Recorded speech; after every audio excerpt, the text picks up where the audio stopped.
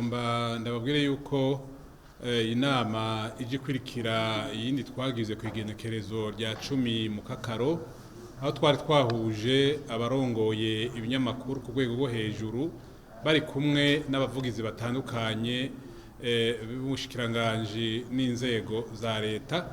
Uyu munsi naho twari twahuje abarongoye ibisata byo kumenyesha amakuru n'ibisata bijejwe ibiganiro.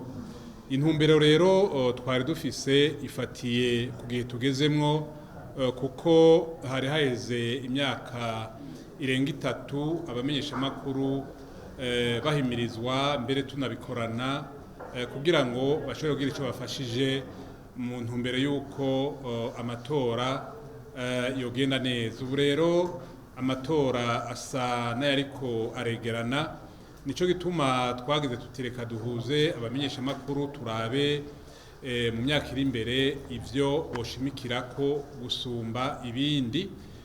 Rero muri uru rwego turongoye rujeje gukwirikirana ibinyamakuru twasanze vyo bavyiza abamenyesha amakuru n'ibinyamakuru bahimirijwe kugira ngo bagire ico bafashije mu ntumbero yo kugira ngo igihugu gishobore guhangana, kugwanya, kugabanya mbere bikunze guheza ubukene buhanze abene igihugu.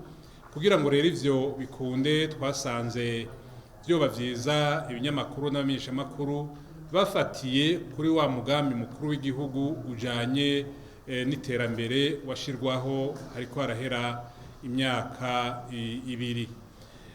Twabasavye rero yuko bogenda umwe wese ahaherereye akaraba uwo mugambi, ibisata inkingi nkuru ziwugize, maze agaheza akazaragira ashikiriza amakuru, agakora ibiganiro bijanye n'ivyerekeye uwo mugambi, haba mwishirwa mu ngiro zawo mu bisata bitandukanye biwugize, haba no mu gutereza amaso inyuma bakaraba aho ishirwa mu ngiro vy'uwo mugambi rigeze, kugira ngo abene gihugu bamenye ibiriko birakorwa, kanatsinda vyinshi nibo baba ariko barabikora.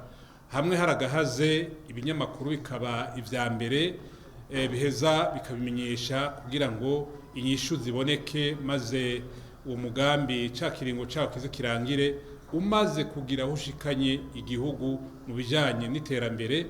Ivyo rero tukaba twabigize mu gihe tumaze kubona yuko igikorwa c'abamenyesha amakuru ari karahara mu ruganda ntibacure ku mugambi uwo ari wo wose uburaba igihugu cose, uburaba abantu benshi. Iyo babishizemwo ikirenge bagashiramo kuboko kwabo, twarabonye ko biza bikagenda neza. Tukizera rero yuko dufatiye ku byo biyemeje bagiye kugwiza ibiganiro, bagiye kugwiza amakuru ajanye n'uwo mugambi mukuru w'iterambere ry'igihugu.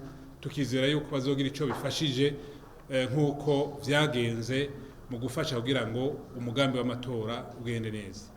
Twashimikiye ku binyamakuru cane cane amaradiyo akorera hagati mu gihugu, kuko twasanze ayo maradiyo ari karagwira. Ico ni ca mbere.